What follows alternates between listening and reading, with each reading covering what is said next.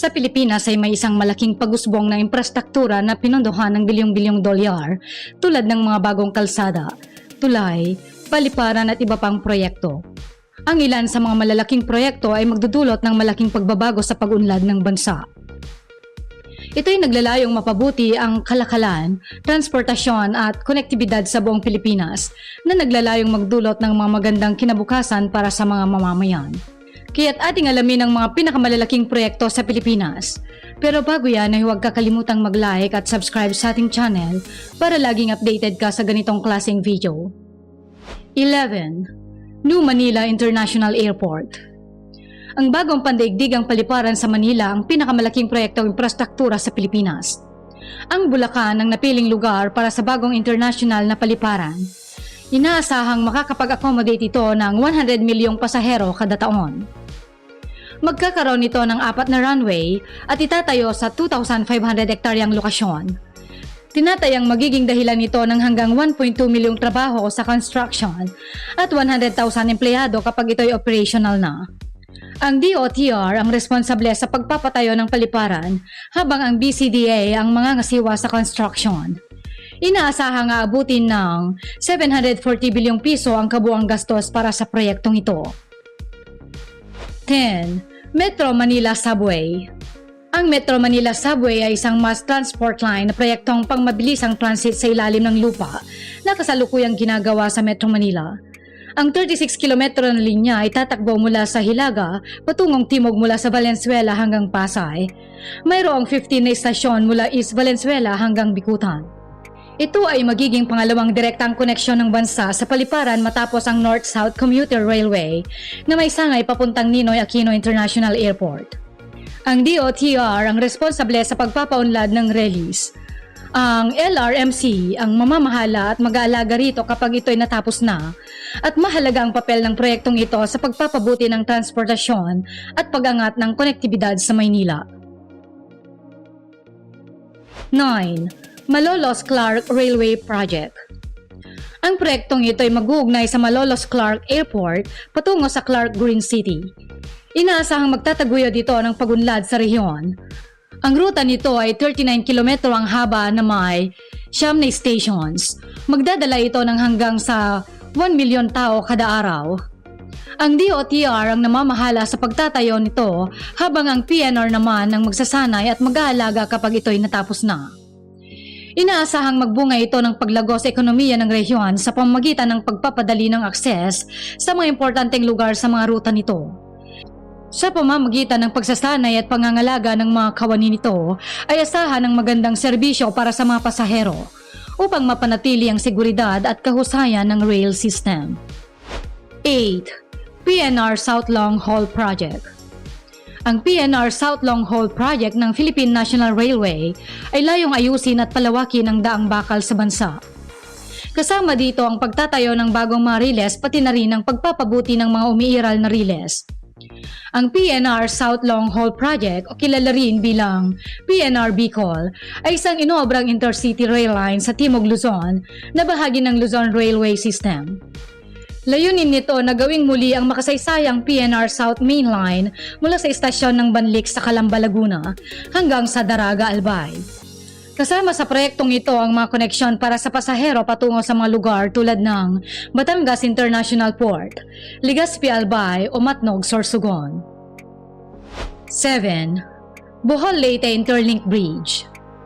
Ang Bohol-Leyte Interlink Bridge ay mag-uugnay sa mga isla ng Bohol at Leyte.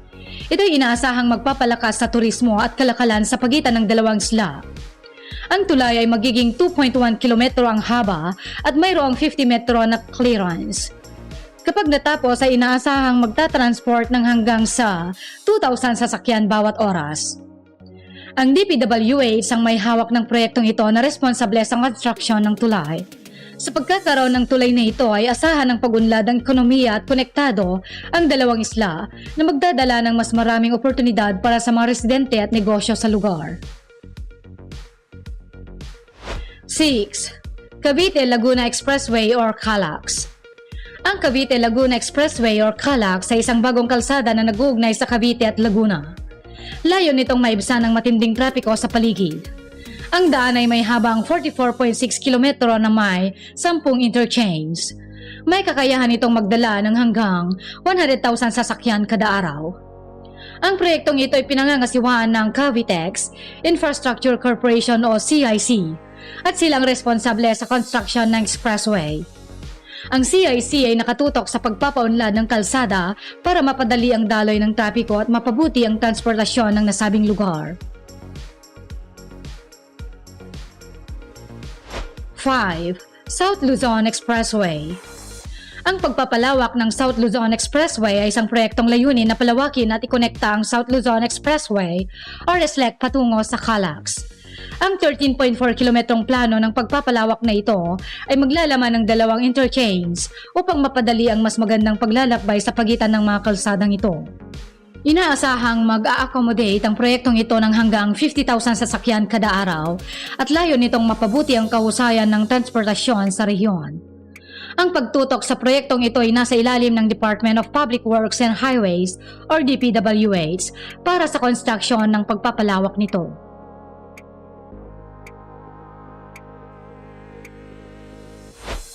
4. Subic Bay-Clark Tarlac Expressway.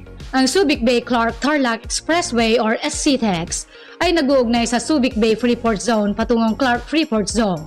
Ito ay nakakatulong sa pag-unlad ng rehiyon sa aspeto ng ekonomiya. May habang 93.7 kilometro ang kalsada at mayroon itong 13 interchange. Kayang magdala ng hanggang 100,000 sasakyan kada araw. Ang DPWH ay may hawak ng proyektong ito. Sila rin ang responsable sa pag-maintain ng expressway. 3. Davao City Bypass Road. Ang Davao City Bypass Road ay magiging isang bagong kalsada sa lungsod ng Davao. Inaasahang mababawasan nito ang trapiko sa lungsod. Ang kalsadang ito ay aabot ng 18.3 kilometro ang haba na may 4 na interchange. Kayang maghatid ng hanggang sa 50,000 sasakyan kada araw at ang DPWH ang may responsibilidad sa proyektong ito. Ang construction ng kalsada ay nasa ilalim din ng pangangasiwa nito. 2. Pangil Bay Bridge. Ang Pangil Bay Bridge ay isang bagong tulay na itatayo sa buong Pangil Bay at inaasahang magpapalakas ito ng ekonomiya sa rehiyon. Ang tulay ay may habang 5.4 kilometro at may clearance na 50 metro. Inaasahan na mag-a-accommodate ito ng hanggang 2,000 sasakyan kada oras. Ang proyekto ay pinangangasiwaan ng DPWH at sila ang responsable sa construction ng tulay. 1. Mactan Cebu International Airport. Ang Mactan Cebu International Airport ay isang pangunahing pandaigdigang paliparan sa Cebu. Kasalukuyang sumasailalim ito sa malaking proyektong pagpapalawak ng bagong terminal para sa mga pasahero, runway at terminal para sa kargamento. Inaasahang aabot sa 17 bilyong piso ang magiging gastusin ng proyektong ito na magdadagdag ng kakayahan ng paliparan na magserbisyo sa 20 milyong pasahero kada taon. Inaasahan ding magpapalakas sa turismo sa Cebu at sa rehiyon ng Visayas. Ang mga proyektong ito ay makakatulong sa bansa at tiyak na magkakaroon ng malaking aspeto sa ekonomiya at sa buhay ng mga Pilipino.